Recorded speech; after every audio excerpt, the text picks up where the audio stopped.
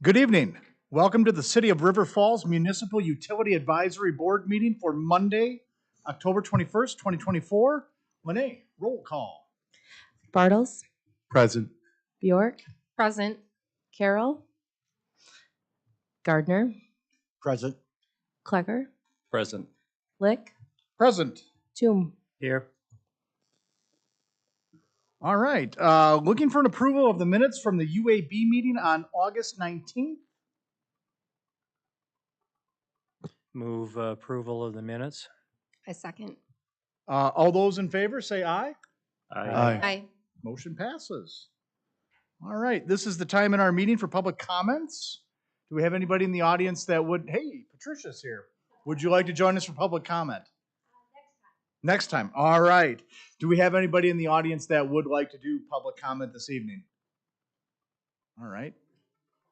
Not a very talkative group. We'll just keep moving then. All right. Moving on to the consent agenda. Acknowledgement of the meeting minutes from the West Central Biosolids Facility Commission, August 15th and September 19th, 2024 meeting. Can I get a motion?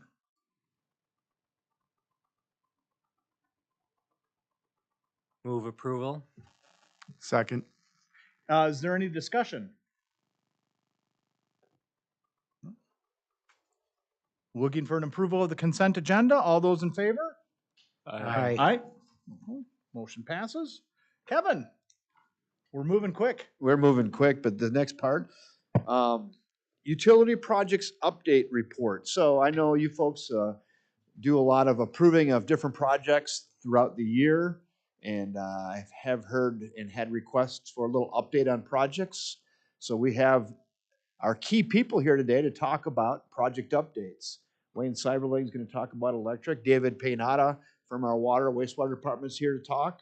William Swenson, Bill Swenson's here, talk about our project over there, our dryer project and new generator. And also we have Mr. Adam was over here as well. So Adam Martinson, he's out daily inspecting all of our projects. So he probably knows more than anybody about the inside baseball of each project. So he's here to fill in the gap. So Adam, thanks for coming today as well. Wayne, take it away. Let's talk electric first. Got a lot going on. Good evening. So yeah, we're going to start off talking about Main Street lights. This picture here indicates our old infrastructure on Main Street from Cedar Street to Locust Street. It's basically the 4 blocks downtown, the center part of town. And the new infrastructure streetlight heads is on this picture here on top. So we've replaced roughly about half of them. It's about 40 some fixtures, and we've replaced half of them on Main Street at this point. So Yeah, over the years, I was just going to say on these lights. So I think here's what happens: we put up our holiday lights in the winter, and it really lights the downtown very bright. And then around the 14th of February, we take them down. Then the leaves come on the trees in early April. And because people we're used to having it so bright for 3 months, spring comes and it's dark down there because the leaves are blocking the lights, and the lights weren't that bright. So it goes from very bright to kind of dark once spring hits, and we've had some requests over the years to maybe light it up a little bit more down there, so we're trying to brighten it up a little bit. So that was the impetus of this. We've been talking about it for maybe 3-4 years, and so we're brightening it up a little bit downtown. yeah, and the impetus on this design is we got to remember we have old infrastructure versus new, so it's a spacing on the arm with a new fixture. It was extremely difficult actually to find the right arm spacing and new light fixture. We actually had to have a manufacturer add a little bit more to the design to make it work So that's why it kind of took a little bit longer too. We had this idea, but we couldn't find the right combination to make it work. But I think finally made it work, and it is brighter down there. It is. Yep. Are they new poles also, Wayne? No, just the arms and the light fixture itself.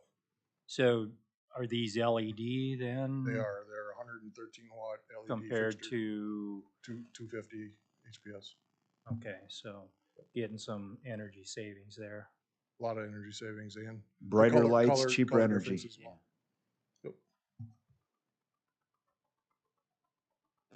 And obviously, one of the hot topics that the city is always is involved with is the Man Valley project. It's an overview map of some services that we've extended this year with some current infrastructure. If you can see my, wrong map, cursor on this area here, that's was existing infrastructure. And then this along Paul Avenue all the way out to Radio Road was extended this year. And that was the boring project that you approved here earlier in 2024. With the name of that company again was, Hodgman Drainage Company. yeah. So had to pause Hodgman. there a little bit. So they did a really good job for us as we reported here earlier this year. So some of this infrastructure that I'm showing you is part of some of the extensions into this area, but this is the streetlight controller, fairly simple setting here, but that you need this to then light up all these down Road A. I forget which, if it's Discovery or Enterprise Road. It's where the ribbon cutting was last week. So I kind of like that view. Wish there was a little bit more color on the back of the tree background, but I like that picture. So Very nice. And I've driven down there at night and seen these lights and the trail lights. They look really nice. yeah. So if you have an opportunity, all the lights out there are functional, and so if you have time, maybe tonight, take a tour. So here is the old lift station off on Dry Run Road. That was late last week.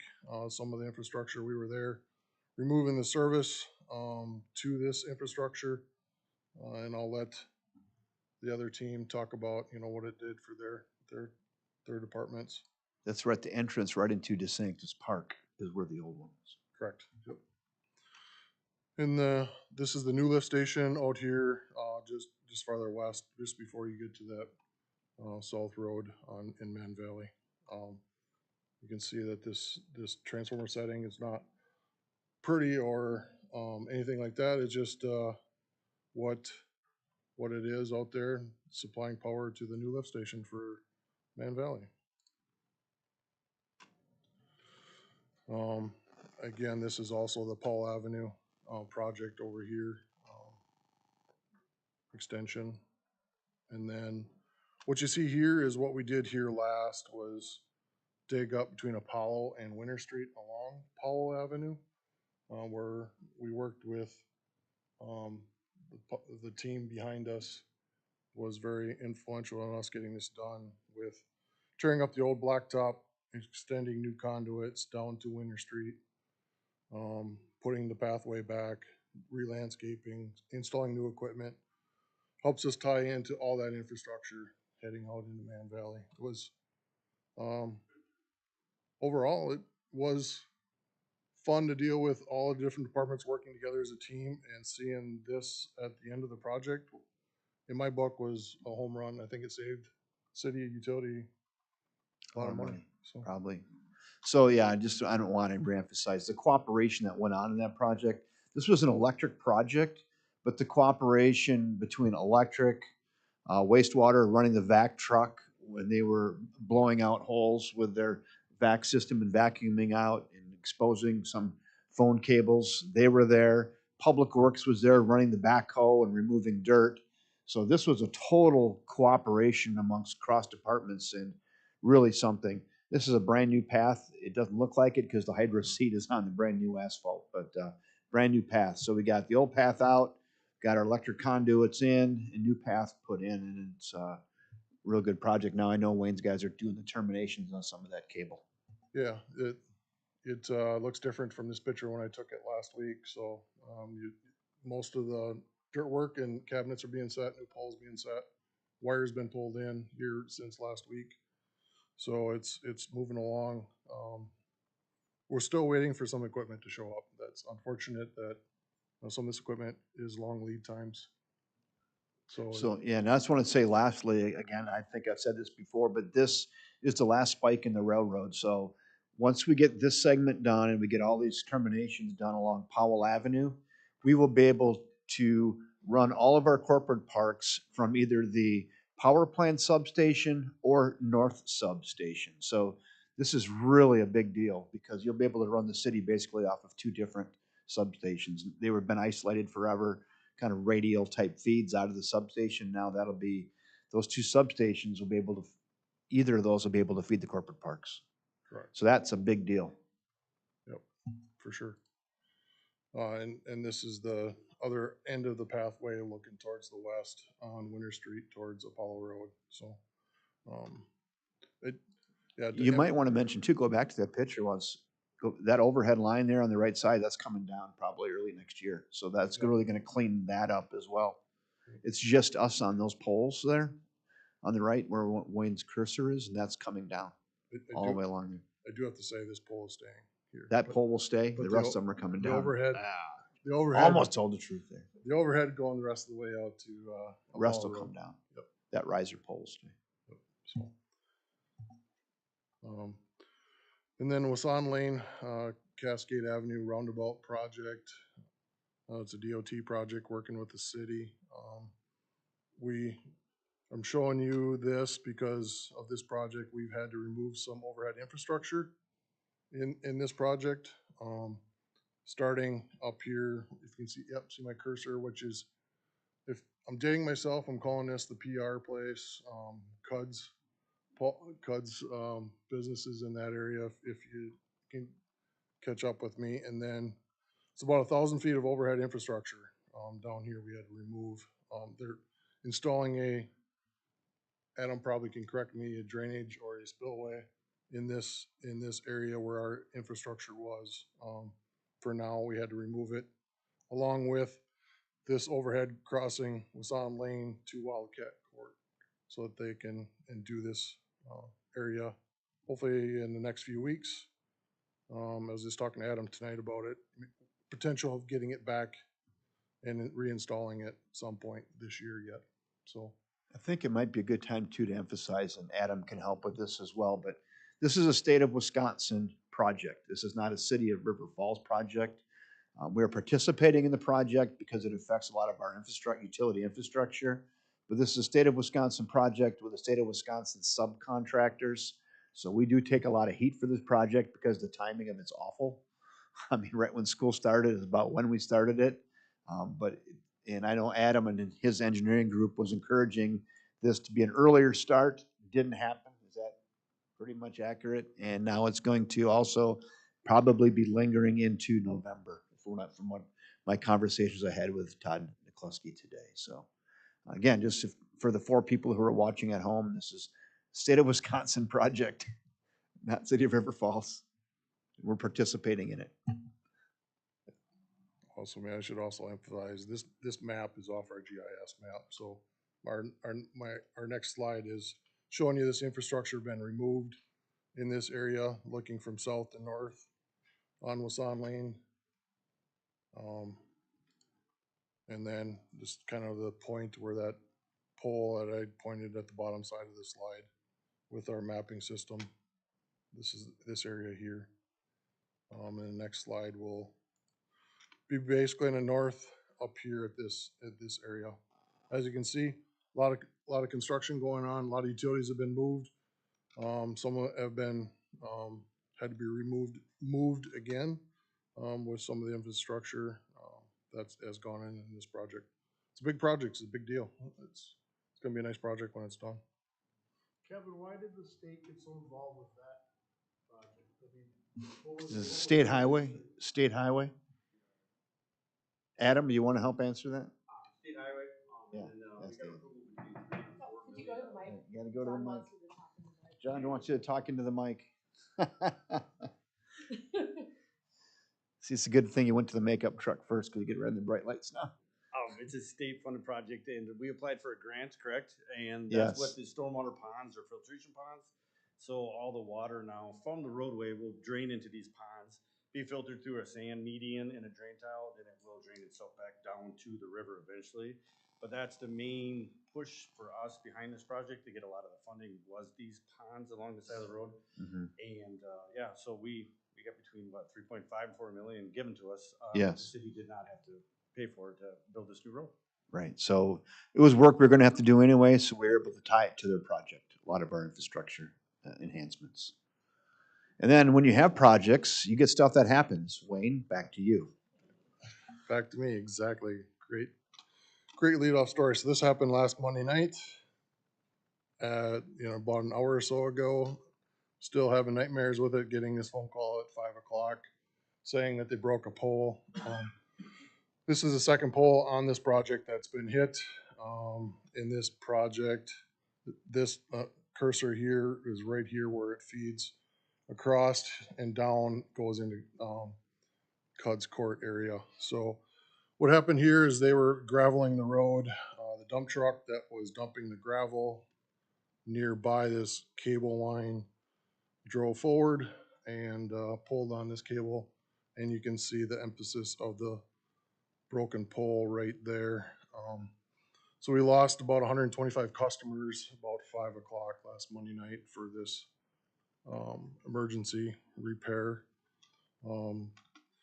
So we worked on it for a couple hours to straighten the pole out, come to the conclusion that we could not straighten this pole out safely, and had to leave our digger truck on the truck overnight. We have a great relationship with, I should say we with New Richmond Utilities. They saved the day by allowing them to send one of their guys and a digger truck operator to help set a new pole. Different view of this as well, but they sent a new pole, sent an operator and a digger truck to help set the new pole the next day, and we were able to replace the pole on that Tuesday. So in between, we had to get a hold of Comcast because this line was down, slacked, and get the road opened up so that construction could continue on Tuesday as well. So there was a lot of, it was hard to communicate with the customers in the area because Wildcat Court has a lot of residents in that area. They're so used to coming through this way that we worked with Adam and the DOT project to allow them to go out through the new exit roundabout area up on Cascade Avenue. So I just want to emphasize too, the relationship with New Richmond coming down and helping. Wayne's got the, personal relationship with Wes Arndt, used to be a WPPI rep, and their crews.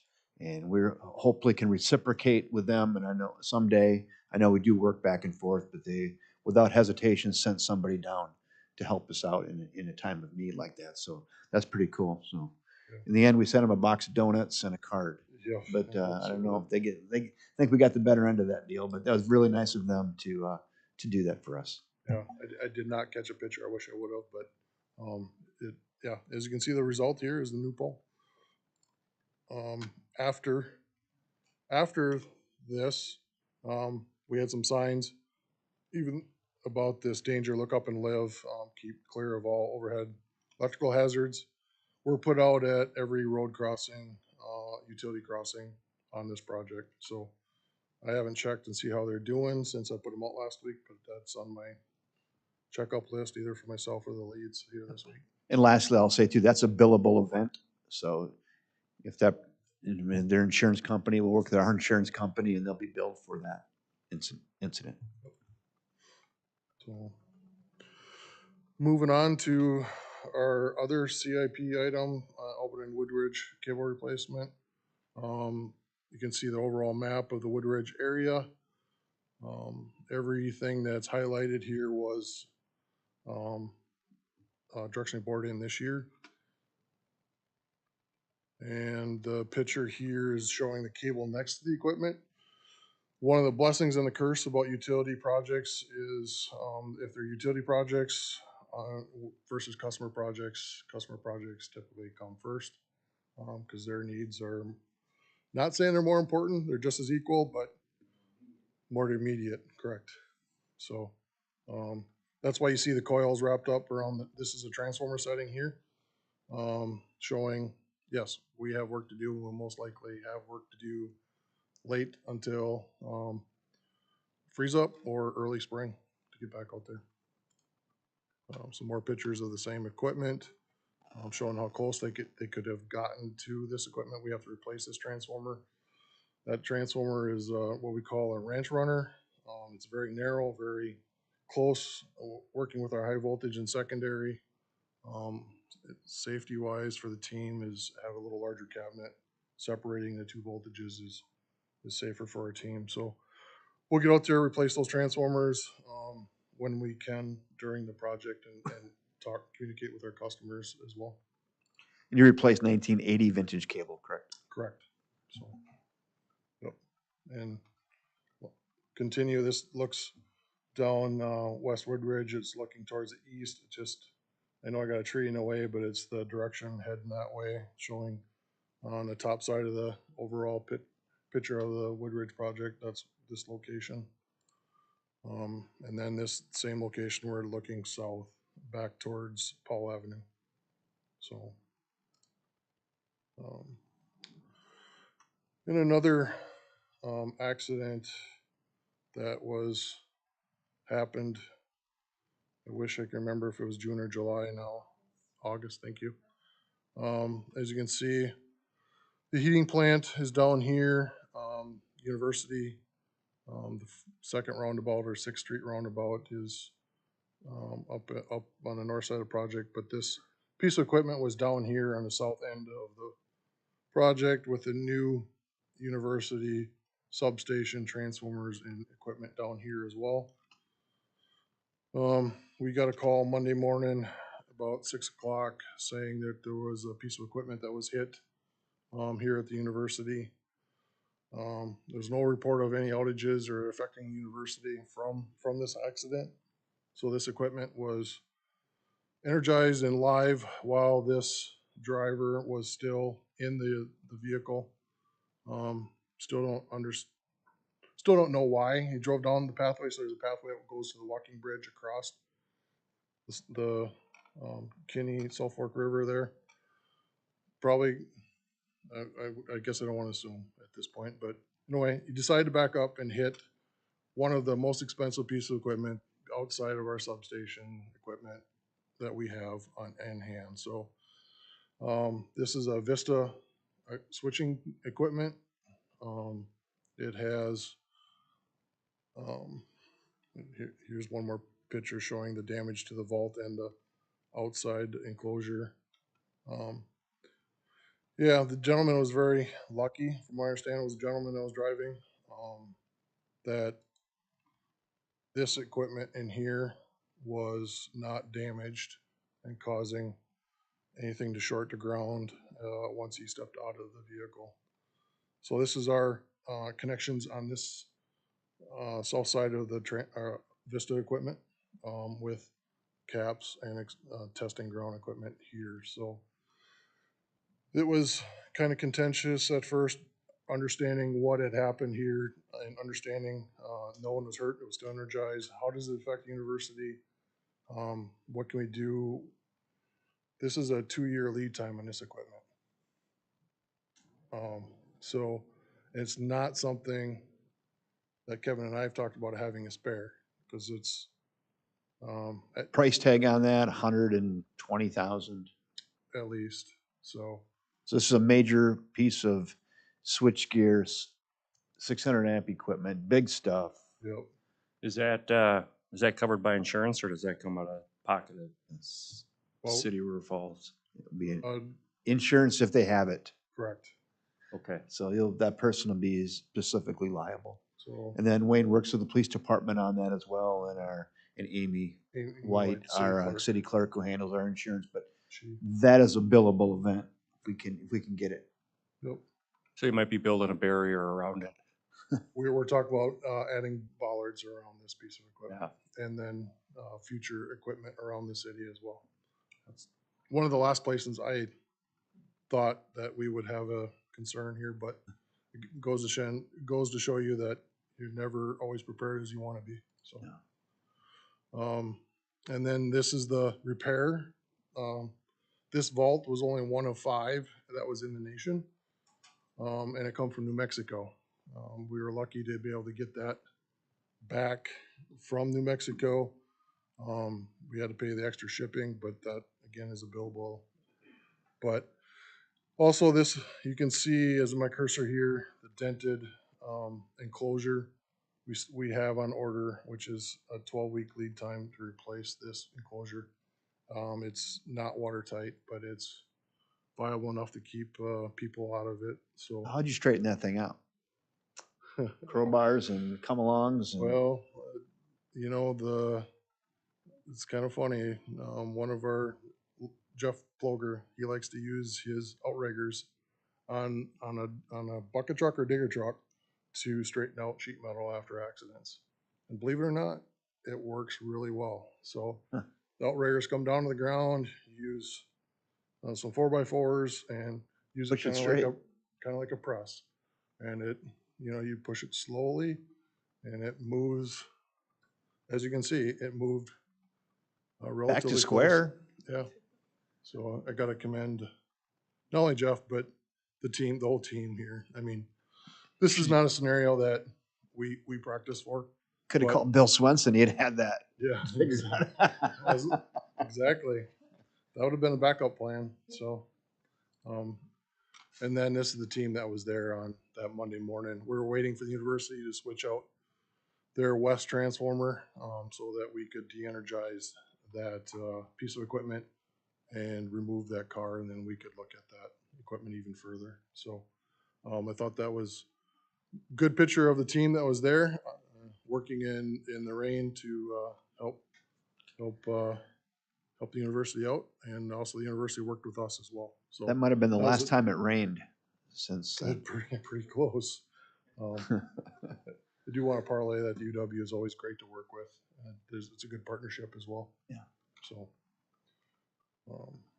and last but not least, we talked about this 3-wheel turret trailer. You folks asked me questions about that when we were buying that thing. Well, there it is. So there's a picture of it. It showed up, I think the last time we talked about it, it showed up about a week later. So the team has used it ever since and hearing nothing but raving reviews from this trailer. So in my opinion, great money spent. Money well spent. Yep. Thanks for supporting that and those projects, because without your support and understanding, they don't happen. So thank you. Absolutely. I appreciate that as well. Yeah. Any questions on the projects? I actually did have a question, Wayne, and it's more regards to, can you speak to the 2 poles that went down on the, was it South Main? Saturday night or early yeah. Sunday morning? Yeah. That appears to be a billable event as well. It is, but we're also hearing that was a hit and run. So the officers are still looking for the suspect, I guess is the correct term. It's a car parked somewhere with some paint on it. So yeah, unfortunately, if we don't find the volunteer that did that, we'll have to work through either our insurance company to pay for it, or it's something utility will have to absorb. So Got it. Thank you. Yeah. And just for the record, you're not dating yourself with PRs. thank you. I appreciate it. Everybody, yeah, most people refer to that. Yeah, any other questions? Other than that, I'll leave. Here's the next slide. David. Thank you. David Paynatas, pinch hitting for Mr. Tim Rixmans and who is pinch hitting for Dean Seamuth. So a little update on Dean. Dean had a back issue. He had back surgery last Friday. Said he's feeling a lot better, and he may be back as early as next week. So it's been out almost 2 months with his back issue. So, and Tim Rixman's done a great job filling in. And when Tim's not around, David stepped up and really has been getting it done. So David, again, even today at 3 o'clock, I'm like, geez, David, I don't think Tim's going to be able to make it tonight with a family emergency issue. And David says, I'll be there. So here he is. Good evening, everyone. Thanks, David. Appreciate you stepping up. No problem. So this project here happened. We fixed it up last Tuesday. It was a water valve replacement on Main and East Elm. Tim and I were out spinning valves on Main Street early in the morning. A routine maintenance of spinning the valves, and this one ended up cracking and leaking up the valve box. No big deal. We just put out a barricade and figured out the best way to fix it up, and we ended up contracting Total Excavating to come out and help with just do the location. It was, they were the best choice probably for that spot. A little bit about the valve. It's we think it's one of the original valves from 1894. It held up really well, actually. We were still able to operate the valve and everything. We kind of believe that if we would just replace the packing, it would still operate well, but we replaced it, of course. A few other pictures of it. I mean, 1894, you got to take some pictures. I mean, that's. No, it's sitting down on my plant. Yeah, now it's yard out down at the treatment plant. One thing to note, I guess, is there are no bolted connections. It was all leaded on this one, anyways. But yeah, the replacement went well. I want to talk a little bit about that replacement and how it went well. But I know you're understated with this as well. So we identified this broken valve, it's leaking. We scheduled the fix 5 days ahead of time. We notify the customers in the area they're going to be out of water for maybe 4 to 6 hours. Well, the day before, you guys go out and test the valves and the isolation plan, because you have to isolate just that section, but you're probably going to lose water to a few people because the valves are back half a block or a block away. Well, when he did that, I think I understand that one of the valves didn't operate. Right, it didn't operate. Yeah. So then the outage plan increased a little bit. So the day before, we had to notify a doctor's office in that vicinity, and of course they're not happy. They're like, "Well, that's tomorrow. We have clients." So I talked to Tim at about 5 o'clock that night before and said, "Yeah, they're a little concerned about that. Anything you can do?" He says, "I don't know." So he looks at the maps. You guys test some other valves, and it turns out right the next morning they figured out how to not include that doctor's office in this outage. So that is just your folks going above and beyond. You didn't have to do that. You did it. You figured it out. Doctor's office operated without losing water that day. So that's really, really good customer service and working above and beyond. So this project's a hard, difficult project. You throw that in there, now you got some angry customers, but you alleviated that. So great job.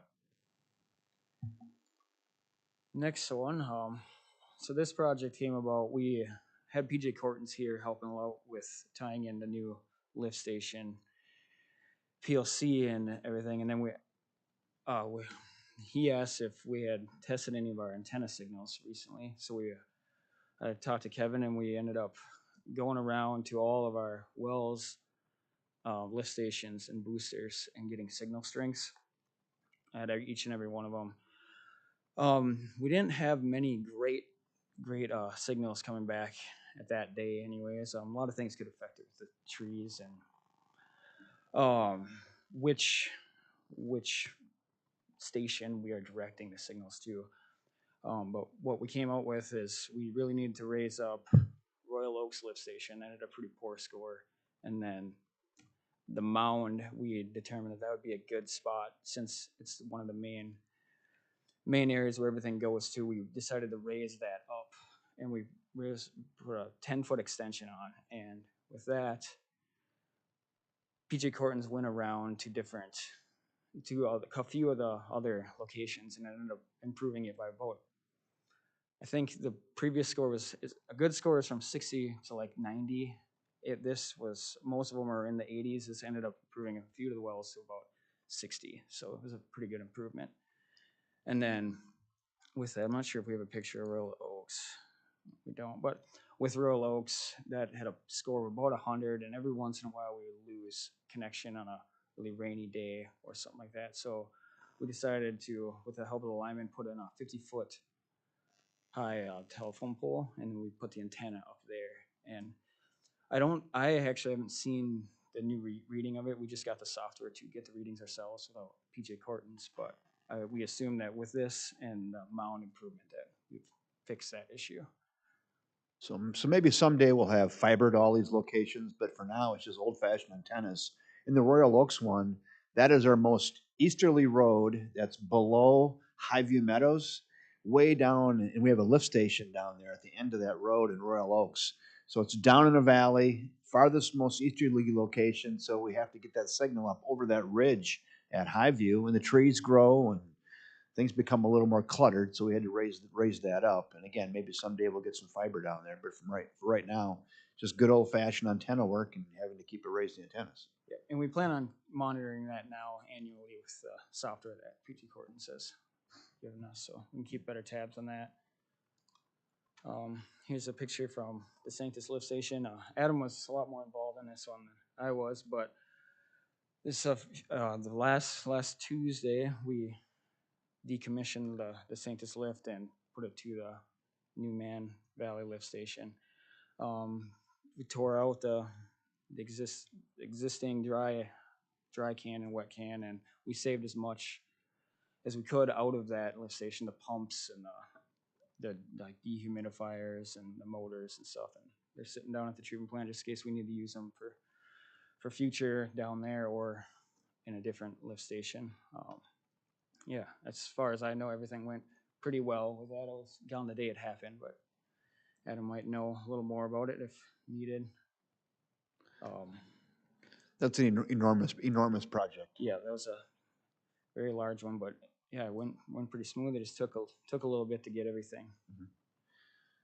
So yeah, and again, Wayne talked a little bit about it too, but that involves water, wastewater, electric, Adams Group in engineering, subcontractors, just a real big conglomeration of people that had to work together to make that happen. And Adam, that came out, like David said, pretty flawlessly, correct? Correct, yep. Good. This Then is we're gonna maybe turn over to Bill, talk about Dryer, and Bill and Adam maybe? Could I ask one quick Go. question? Go. Perfect. On your valve replacement on Main Street, you indicated that that valve was leaded in. yeah. And I know we've spent a lot of time talking about lead goosenecks and water and all of that kind of stuff. Is that another area within our system that the EPA may have an issue with as they want to inventory lead goosenecks? Is it a way that we need to know these valves that potentially have lead to protect the entire system? Go ahead, David, you can. give Yeah, your- I mean, I think it's a potential, but right now they're not looking into that as much. But I don't know if there's any way that we could really know which ones have it. We can assume based off that date of the 1894, maybe that those other ones in that area could be leaded. But yeah, they definitely could. in And the it's just the future. weld bead on those, it's not the pipe itself. so. Okay. Mhm. Yeah, it's not.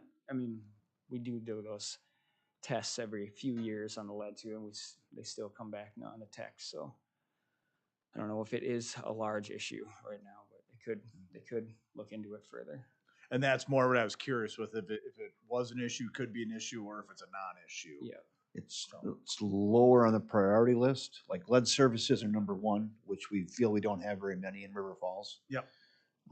Lead goosenecks would be two. Again, we maybe have 100 of those. I don't know. We don't know for sure. Find them when we get them. And then three would be this type of situation here. So we're Thank pretty you. fortunate with that. Yep. Thank you. Welcome. We want to turn it over to Bill to talk about Dryer. Bill and Adam. Adam's out here every day too. So, and as they come up, I want to say I've been holding my cards pretty close to my vest on this, but this one's turning out good. And we're not going to put the bats away too early here. We're not going to celebrate too early, but this is looking to be a pretty good project. And I know Tim couldn't believe it when we didn't allow much money for change orders and whatnot, but Tim, none yet. And I think we're getting over the hump. So we've had good engineering, a little luck, good observations. I don't know, good pre-planning. So anyway, you guys take it away, Bill. Good evening.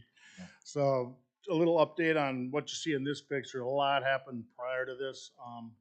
So from this building, as you may not know, this project's kind of a hybrid. So we have an existing thickener in our sludge, and then from that tank in the basement of our existing building, that's what we haul to West Central Biosolids in Ellsworth. So unlike a lot of other treatment plants, they would just take their sludge it would go into a building like this. It would go through a dryer, thickener, and then the dryer. We've got kind of a unique situation since we had some of the infrastructure in there. We thought it would be beneficial to keep that. So we have an existing system that's running now, and we can do that right up until the actual day or moment we want to switch it into that building and dry it completely. And so what that meant is we had to bury a line from the existing building. There's a 135,000 gallon tank in the basement. So we've already made a penetration into that building, out of the other building over there, which is gonna come up through the floor. There'll be a pump then in our old building that comes up through the floor, and I think it'll show in a later picture of the older plant. Where we're gonna come out of this one, and there's So a tank in- that's looking back at your, from the new building here to there. to So the old, that's the sludge is in existing building. Basement in that half, and then the centric, which is what we get back from West Wisconsin Biosolids, is in this half. So we already buried the line into the basement of that tank, because when we operate the new dryer, we'll be driving off all that moisture, that water, that'll contain nutrients, so we'd have to run that through the treatment plant. So that line's already been buried. There's also, the feed out of the back of this building, which is gonna come from, eventually out of the sludge tank, will come out the back of the building, and that's already been buried into this building and comes up in a pipe in there. That's, the two actually main connections for piping there. Other than that, the new, water service has been put in. I just want to say on that too. So that, what you just described, Bill, that wasn't in the original plan. We had some other plans. So we get the boots on the ground involved in design, and Bill and Adam asked a lot of questions about how do we keep our existing DAF building in this process. And then the engineer said, geez, that's an interesting idea. So we kind of redesigned it with what we thought might work. And they redesigned it, but it was almost there. And then Bill says, well, geez, how about an extra valve on that? And the way we came into that building, and a lot of just input early on to make that work. All that stuff just goes unnoticed because we have a good product in the end. But there was much interjection from the boots on the ground, Adam and Bill and Dean and his crew, and Ryan Jens from Strand, to make that happen. So hats off to you guys for catching that type of stuff to make these processes We originally work. thought the $1 million for the new building is like, wow, that's a big price tag. But with original plans was to modify the existing building, which meant adding on. Well, the minute you start to take a roof off or open up a wall or lengthen it, you've got HVAC, you've got all these regulations and ventilation requirements. So when it really got down to it, it almost got to the point where it was such a small amount between just building with a clean slate, a brand new building, that in the end, that just made more sense economically. Then you can start and lay the building out the way you wanted, and we were even actually able to put in square footage for a future, an additional equipment if we had to down the line. So that was all taken care of, and before that, that's been done. The building itself is, as you can see, it's tin inside, it's tin outside. So they've gotten all the tin on the outside done. The ceiling has been insulated and inside's been tin. Now that back wall up there you see, that's where they started. But since these pictures were taken probably about 10 days ago, the entire inside of the building, all the walls have been insulated. And I think by the end of this week, I think Adam, you mentioned that you thought they'd have the entire inside be tin. And then the next phase will be electricians. They're working today. They're trenching in a new power supply. And when they get done then and that building's completed on the inside, they'll be able to go in and run a lot of their conduit. So the plan is to get a lot of that stuff done in advance. And then once the building is, and windows and doors have also been put in. And they were working on roll-up garage doors on Friday, and I think they'll finish them this week. Then, once that is, and the electricians get their feet in, then we'll start to see, I think, probably around the first year, new equipment should start to arrive. And as that gets set in place, they'll be able to run their conduits and do their additional hookups. We still hope to, sometime by the end of July or next August, at least get into the preliminary startup where we can start running other equipment, testing it out. Everything's gonna have to go through a lot of testing. There's a lot of sensors. this equipment all works in unison with it, and actually all has to coordinate, and you've got moisture, and you've got temperatures, and all this has to work in order to make a product that the DNR will approve, which is 90% dry, and it can't contain any pathogens, so it has to be sterile. And there's testing that we'll have to do and complete monthly to do that. But the building itself, I commend the craftsmanship. The steel guys been in there, been doing a heck of a job. And every time we look, we haven't seen anything that we could complain about. The cement work is excellent, and the bricklayers and stuff. The building is hands down. I have not one complaint about the construction so far. So in that respect, I'm very happy. You know, Adam's worked a lot with, was it Nadeau as the excavators?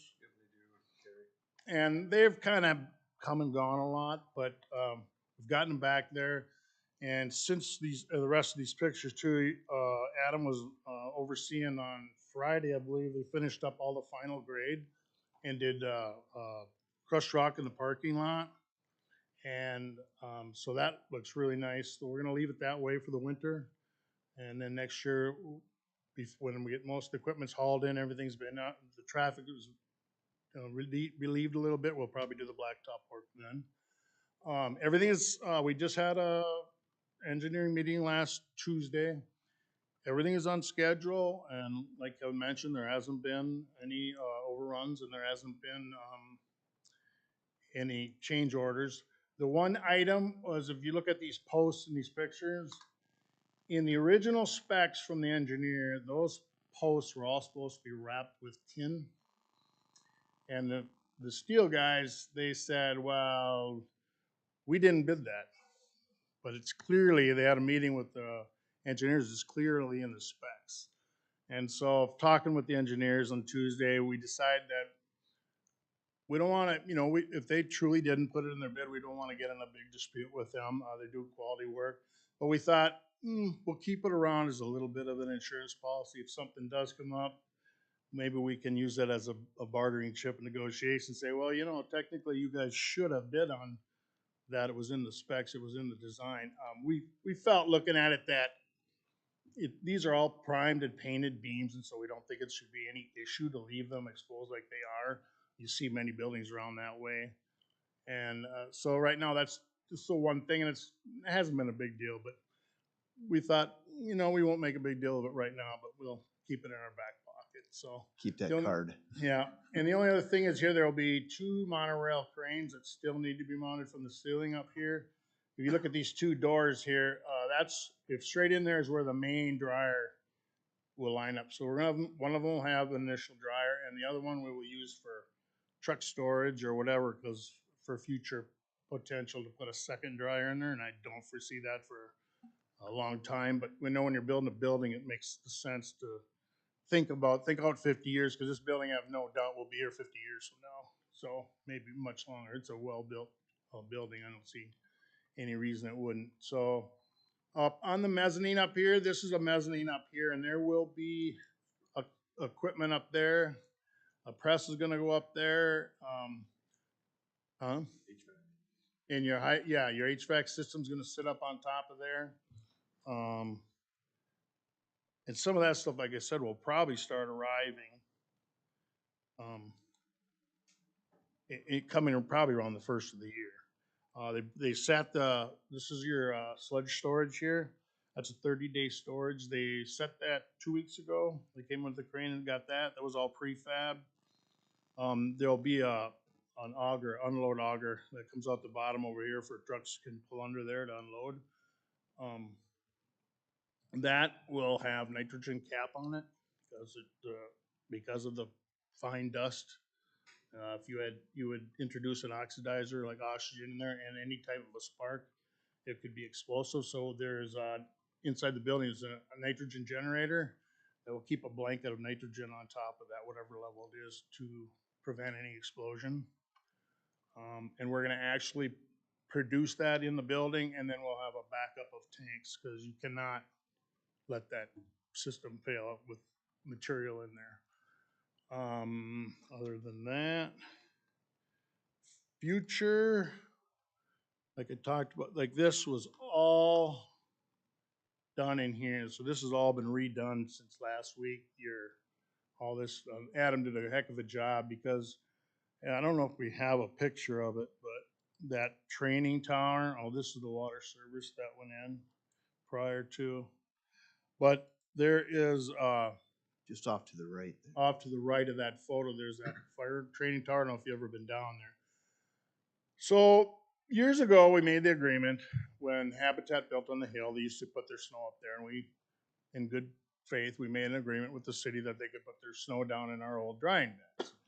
And it's never been an issue, and it's really not an issue now, but it came up that when we built this new building, we're gonna invest a sizable amount of money in blacktop, and we did not want all those snow trucks and plow trucks driving on it once we did it, because it's gonna, for our use, it would be there, it will last 100 years, but if you're gonna have all that traffic. So Adam did a really good job with the excavators.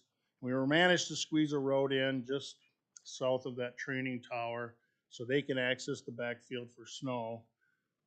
They weren't exactly happy with it, I guess you would say, but I mean, I think they'll live with it. Because we just don't want all that traffic on that brand new blacktop. There's really no need for it. And other than that, yeah, and they came in with crushed rock. All that's been crushed rock now to grade and packed. So it really looks good. It's shaping up really nice down there.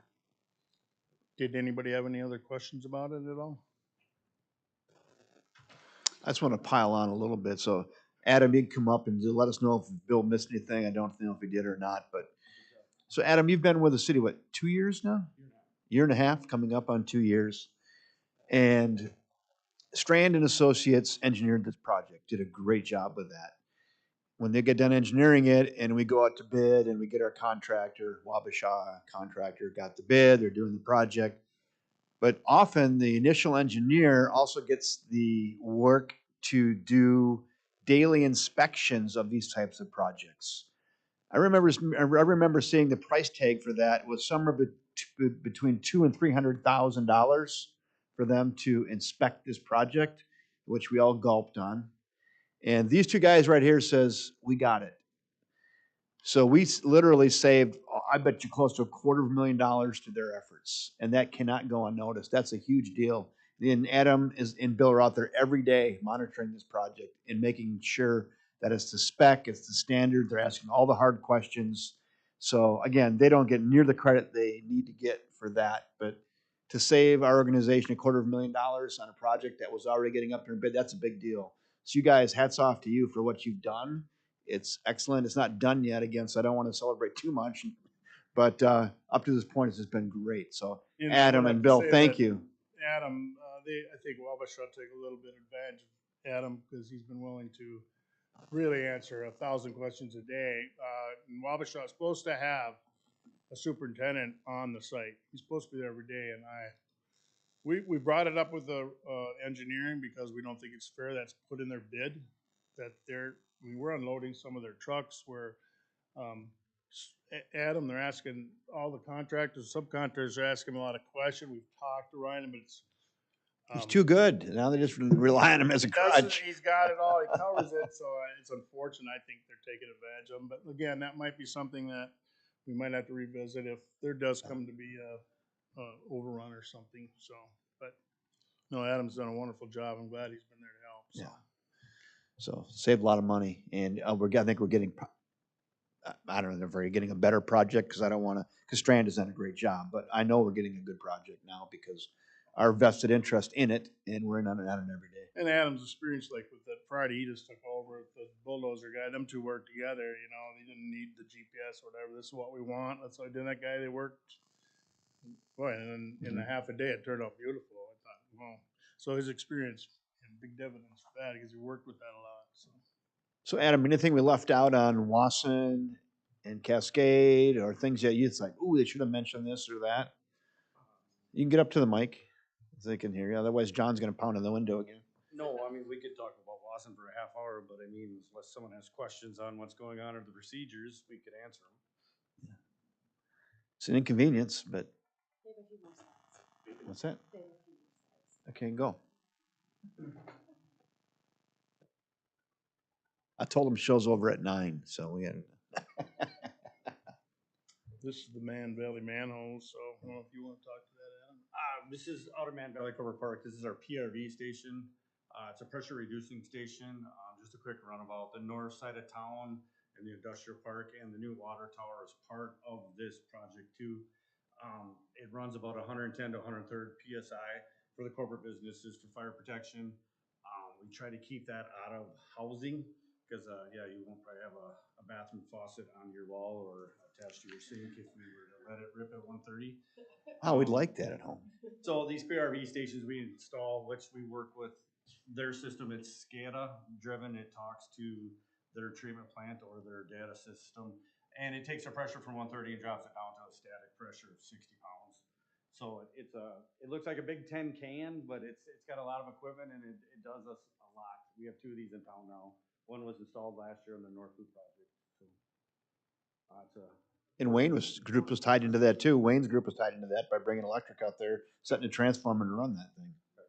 Another project. This is the new lift station out at Man Valley, which it looks like a big mud, and we had to dewater and hammer rock. This lift station is triple the size of that one that they ripped out over by DeSantis Park. That went from, I think that was capable of maybe 100 gallons a minute pumping. We can do with both pumps running, they're 40 horse pumps. We can run 836 gallons per minute, which is a lot. That's a lot of velocity. At this time, we were running only 20 gallons a minute, maybe 25 at max capacity for the area. But once Man Valley gets built and developed, we probably, hopefully, will use all that capacity. Potentially. So, so yeah, that was the new one we installed.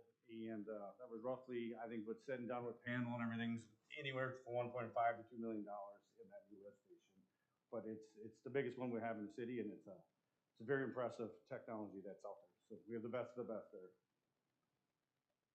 And last but not least, the big project down at the plant is we're installing a 750 kW all plant generator, and this has been desperately needed for a long time. We currently have a 1968 vintage Vietnam War 250 kW generator that will not run that plant. So if there was a major down in catastrophe or power outage, that plant would be violating into the Kinnickinnic River. It's long overdue. I know it's one of those issues that it's not an energy savings, not a cost savings, but it's a desperately needed insurance policy. And this is sized in well into the future. It should run the plant for many, many years to come. The slab has been put down, as you can see. We've set the generator, the conduit running out of the back into the main 1100 amp service in the existing building. That's all been done. This project is going to be initiated in 2 phases. So we have an existing generator. We'll run the head of the plant. We've set up the city's backup generator. We'll run the midsection, if you want to call it, of the plant. And we have a small generator that can run a few critical pumps towards the end of treatment. And we're currently looking, we'll have to work with Wayne, because Wayne, I think, will have to disconnect the power at the transformer at the end of October. We hope to have phase 1 shutdown. We're hoping it'll only be 5 to 6 hours, but we're gonna make sure before we turn anything off that these generators are working and they're gonna run the critical equipment. Then they'll come in, they'll run the wires through the conduit. We have a manual transfer switch that transfers the power from generator to live. That has to be come out, and we're gonna put an automatic one in, so the power goes out, this switch is automatic, generator fires up and runs the entire plant. And we went with a diesel. I think it's 1,000 gallon diesel, so it'll run many, many hours, and we can always often fill it. But the second will probably be hopefully mid-November, before Thanksgiving. We would like to get that project completed, hooked up. Generac, the company that sold us, will not come and do an initial startup until everything is hooked up so that it can run under load. They do what's called a load test, and they verify that 750 kW kilowatt load the generator will handle it. So anyway, we hope to, relatively speaking, maybe December 1st, it will be actually up and running. And it- It's a great investment to make. As cities getting this size, we've got to have the backup power that'll run the entire plant. And we're discharging into a Class A trout stream, and knock on wood, we've been fortunate that hasn't happened yet. So I think that is the end. Anybody have any questions on the generator? Here's a view of it looking at the building. So those doors right under there, that's the electrical service. So it goes right under there where that box is into the main that MCC in there, the 1100 amps. So all the underground work is done, and so we're working with Neo Electric out of Hudson there, gonna do the hookups on that. Should be really good when it's up and running. So, any Hey. other questions on that? Yeah, excuse me. Where is that 1,000-gallon diesel tank? Right on the belly of that, right, the black part of that generator. That's all tank right there. It is, okay. And that's, I only put a couple hundred gallons in there now, but I spoke with Bowens on there. We're gonna put winter diesel in there because that is the enclosure that sits out in the cold that cannot have the diesel fuel gel, and then you want it fired up. So we're gonna put a couple hundred gallons in there to start it. But yeah, the whole belly of it's the tank. So Was there a reason you didn't put it underground at all? yeah, I mean, you can't see what's going on underground. It's, you can, if there was a leak or everything in diesel. So we thought, they build them this way. They recommended this. Those are all welded, inspected before they arrive on the tanks and everything. So we just thought maybe it's better to go this way. We talked about natural gas too, but in the end, with what natural gas supplies coming into the plant, what our needs are going to be with that new dryer project, that we might have got into a major upgrade in the size of the natural gas feed. So we thought, for diesel, it's very stable fuel. It lasts for years in a tank, and we'll exercise and it monthly. We do now, so I think it'll be fine. Thank you. But I think that's it. Isn't it? Nope. All right, I'm gonna, next up, we have Josh Solinger, our Finance Director. So I was gonna just, and Josh is on his way up, you heard Bill's very passion plea for that generator. We probably would have had that a couple years earlier, but we have a very responsible Finance Director who I was putting the brakes on that, right, Josh? Yeah, we'll It's talk. very responsible, though. Yeah, That's what you we'll want. talk finances here. Right. So thank you. So I'm going to first just kind of go through. So you've got some revenue and expense numbers and then balance sheet reports as of August 2024. So I'm going to present those to you, give you a little bit more context for each of these, and then at the end I'm going to talk rate case update for electric, water, sewer, and a little bit more. So for the electric utility at the end of August, we had revenues of 10.26 million over expenses totaling 9.43 million, or about $830,000 net revenue over expenses. That compares to $1.2 million from the year before. And that's kind of an expected trend and goes back to why we were talking with you all and with the council about submitting rate case applications to the PSC. So you'll see that unfortunately happening with a couple of other utilities as well. So at the end of August 2024, for the water utility, year-to-date revenues totaled about 1.8 million and expenses totaled 1.35 million, or about $450,000 net revenues over expenses. So that actually is only slightly lower to the prior year. And the water utility is another utility we've already filed rate case applications with the PSC for. The one thing, though, that I want to point out with this particular fund is although the net revenues are kind of in line with the prior year, this does include a significantly higher amount of impact fee revenues compared to the prior year.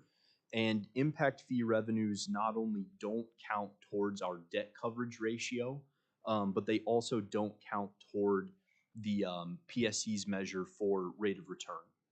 Because when you collect impact fees on properties, those are intended to go back into financing the growth related to those properties. They're not intended to be used for general debt service, which would play into the debt coverage measure that I mentioned. They're also not then eligible for just general purpose use or general cash, which gets back into the rate of return measure with the Public Service Commission. So it doesn't look that different from the prior year, but there's a little bit of nuance there related to the specific sources of those revenues in that fund. For the wastewater utility, year-to-date revenues as of the end of August totaled $2.87 million, and expenses totaled $2.13 million, or about $740,000 net revenues over expenses, which compared to about $1.2 million the year before. The one item I would point out on this particular fund is the debt service, and that has a lot to do with the Biosolids borrowing. So we borrowed last year for that 2023 borrowing. First year of debt service then is this year. I worked with our financial advisor. We work with Ellers, Municipal Advisory Services, and they help us with kind of packaging the debt, overall debt management strategies. They help us go out to market to issue that debt on the securities market. And one of the things we did with this particular borrowing is we backloaded it slightly. So the first 2 years, this year and next year, will be about $350,000 or so in debt service. That actually steps up to a little over $500,000 starting in 2026.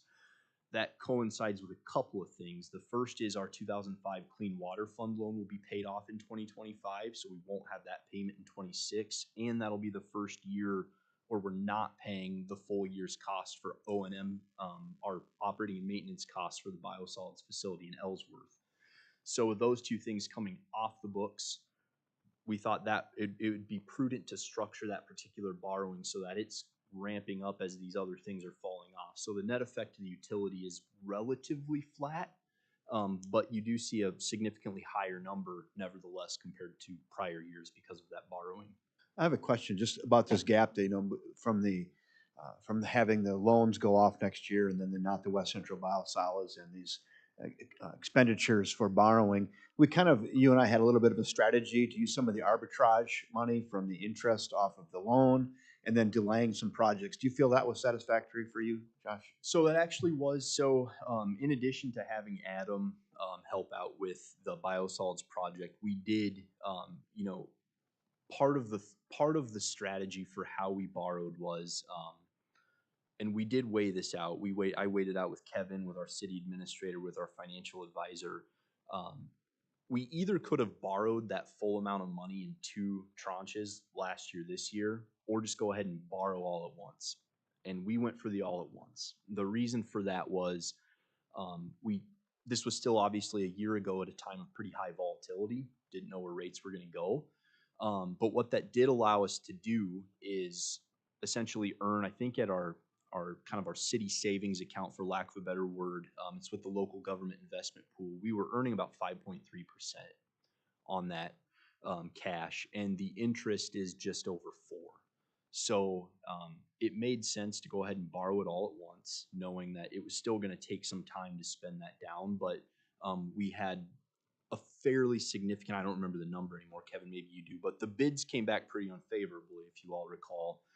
So we had to come up with a couple of solutions to bring the cost down, which is where Adam helped, but also find some additional cash to go toward it. So that's essentially the strategy we used, and I would say that it's panned out. It worked out well. So I think it was $500,000 or $600,000 we were looking for, I believe. So between the interest you made on the arbitrage, Adam's skills, and then delaying some projects, we were able to make that money up, and probably that and a little bit more. So I'm guessing. Yeah, no. So that worked out. That worked out pretty well. So I think we And overall and no change orders. Yeah, we've navigated all the volatility over the last couple of years, like mind-blowingly well. So I'm pretty pleased with it. So that's wastewater. Stormwater, it's a utility that we don't talk a lot about. It's our smallest of the 4. Year-to-date revenues as of August are about $418,000. Expenses $220 or $198,000 net revenues over expenses. Pretty in line with the prior year. This is one that we may want to consider looking at the rate structure again, but it's not it's not anytime soon necessarily. It's probably out there on like more of a 5 to 6 year plan, just because we haven't looked at them since 2008.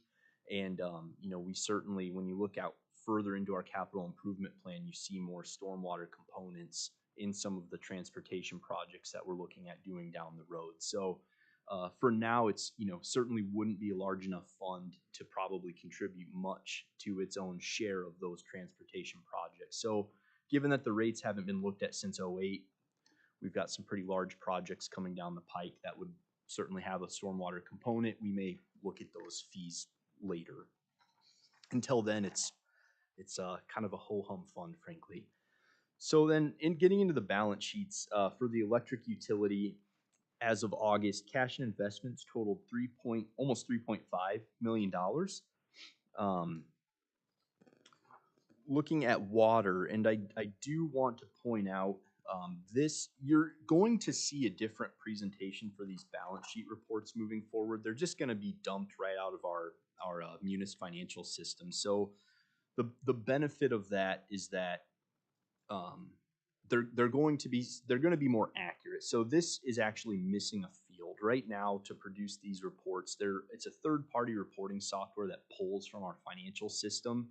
And when accounts aren't mapped correctly, because we're constantly adding and changing accounts within our chart of accounts, things might not pull correctly into this third-party report. So I do just want to first off amend this balance sheet. And the total for assets should be $28,494,357.99, which would balance against, balance sheet report, should balance against your liabilities and fund balance at the bottom there. Where the data is missing is we actually have a couple of capital asset accounts that aren't pulling into this report right now.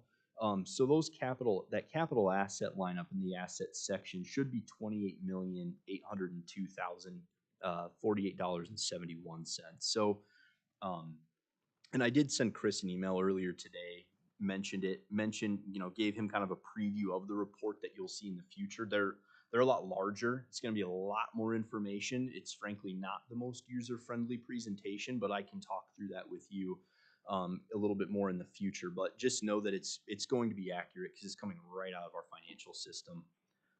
So that's the story with water. Cash and investments are unchanged, though. This was only an issue with the capital assets. So cash and investments totaled $3,784,000. Another benefit to this report, too, is a lot of these are, and it'll be interesting for you to see kind of how we have to keep our chart of accounts for Public Service Commission regulations. I mean, our chart of accounts in our financial system are, in some cases, 2+ pages long compared to what you see here. This is combining a whole bunch of accounts together that, for the PSC's purpose, we don't. So that should be interesting, actually, for you all to see. Getting into wastewater, cash and investments at the end of August totaled $11.97 million. Now, that does still include about $7.5 million of bond proceeds for the Biosolids project. I would expect to be seeing fairly large invoices, probably on the order of $1 million+ soon. So, similar to what we had with Man Valley, those are very large invoices, and that cash gets spent down quickly. So, for stormwater, as of the end of August, it was about $500,000 in cash and investments. So then electric and water rate cases, we are having almost daily email correspondence with the Public Service Commission. Certainly was anticipated. We are still hopeful that the electric rate case could be wrapped up by the end of this year. I'm growing less optimistic by the day. In fact, we're on a little bit of a pause right now while I frankly haggle with the PSC a little bit over the breadth of some of their information requests. And then the water rate case is moving pretty smoothly. I would expect that is probably a Q2-ish of 2025 implementation for that new rate structure. Sewer rate updates, so we are working through those as well. Those do not require any sort of PSC application. It's not a regulated utility the way that electric and water is. So that is something that can just be adopted locally. Kind of the sneak preview, I guess, and I'm going to be talking more. So our second budget workshop for the 2025-2026 budget's actually tomorrow. We'll be talking with the city council at 5 p.m. about that.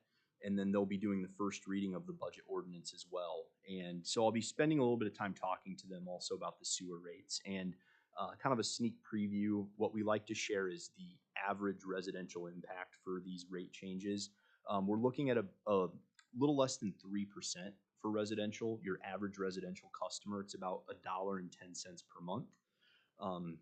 We're only looking to change the fixed portion of the rate structure. So there's, I believe it's $7.04 per 1,000 gallons is the volumetric portion of the sewer charge. We're not looking to change that at all. And because it's not PSC regulated, frankly, we can.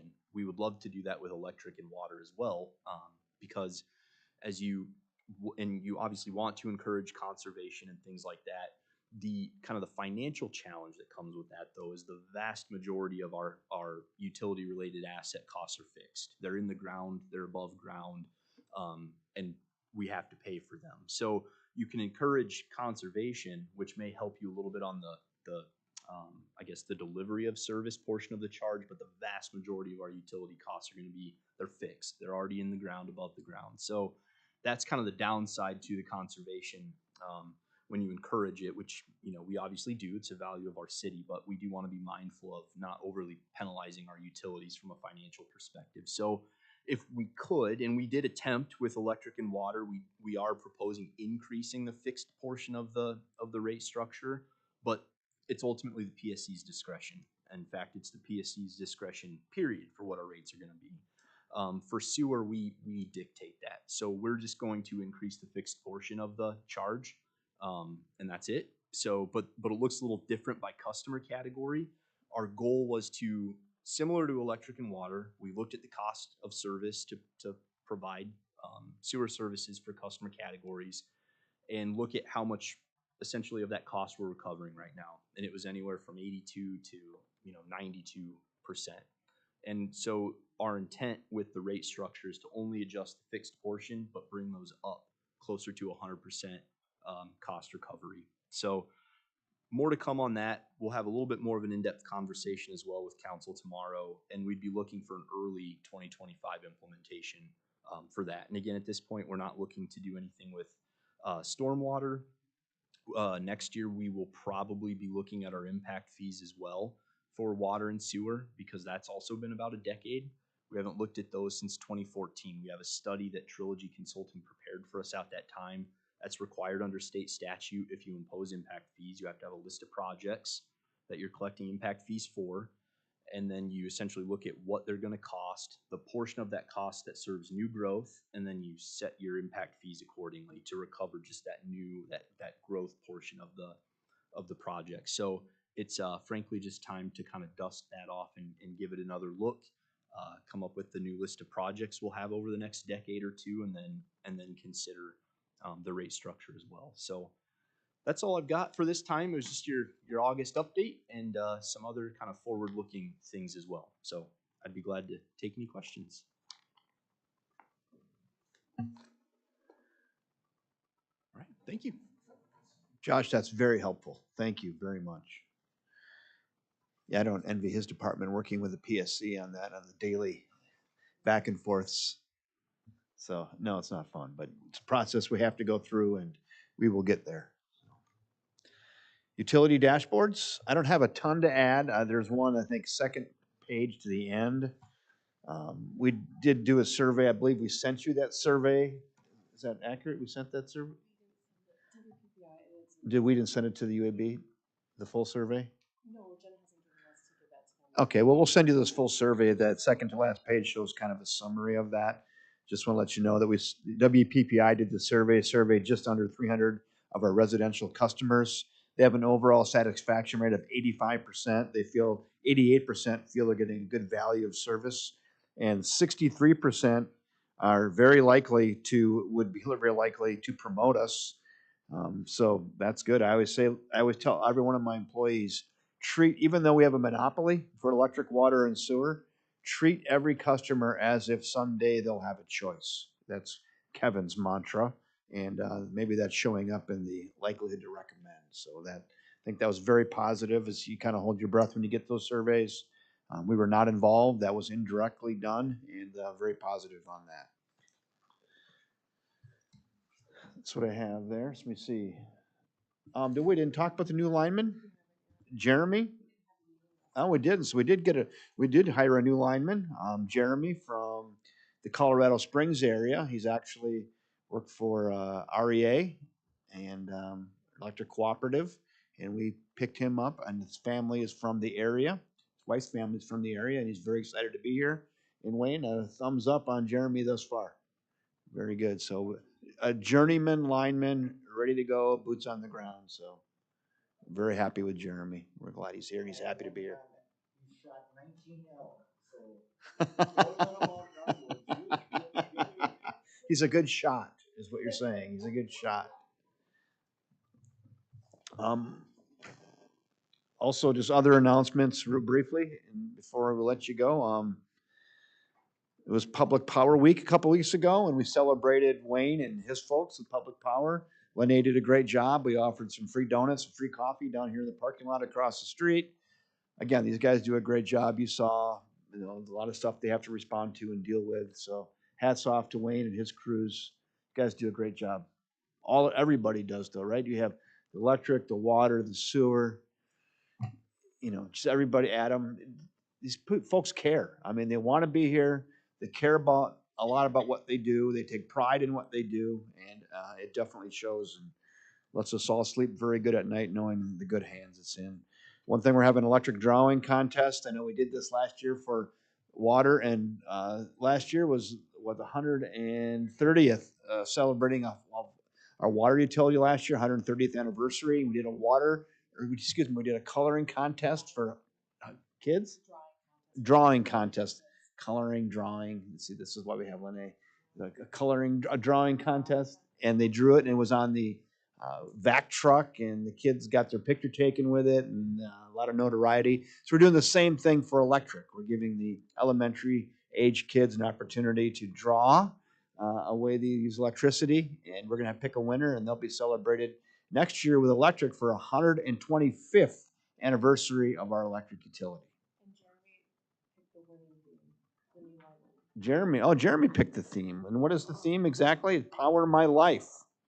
Power My Life. That was suggested just when Jeremy got here. He said, let's do that. And so we decided to do that. Power My Life. So we have elementary kids drawing a scene. They're proud to have powering their life. Can't wait to see those. You'll be involved in selecting the winner again, just as you did for water next month. So brace yourselves for that. Am I missing anything else? Fall cleanup. So fall cleanup numbers. So I'll give you the numbers for fall cleanup. We had in the fall cleanup, we had 1,036 participants. That compares to 1,051 last year. Spring cleanup is always a few more. We had almost 1,300 in the spring and just over 1,000 in the fall. But that matches up pretty closely with what's happened in previous years. That was a success, and hopefully people got a lot of stuff out of their garages and basements and yards. Chairman Lick, that's all I have. Perfect. I do have one question for you, Kevin. Yes. On this voice of the customer survey where they're rating what's important and then rating the performance of the utility.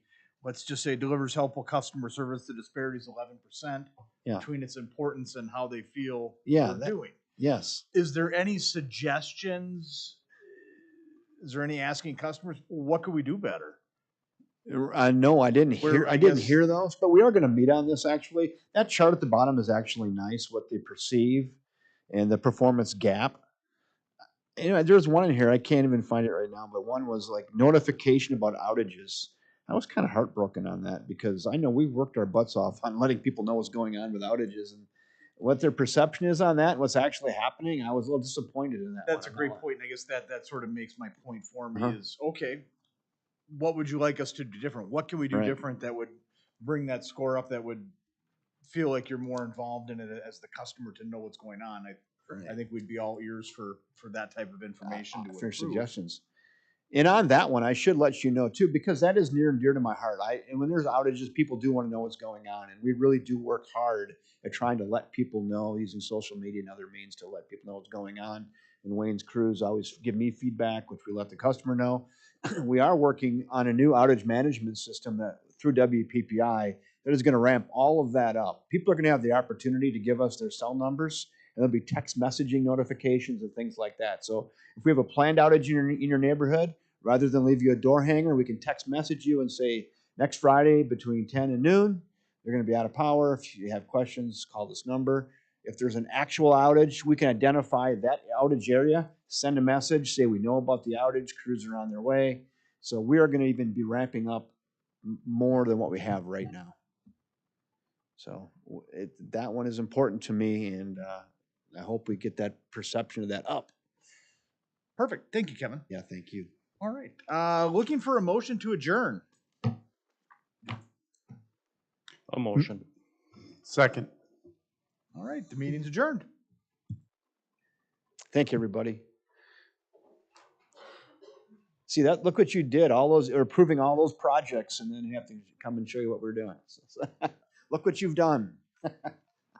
Thanks for your attention. On time, under budget.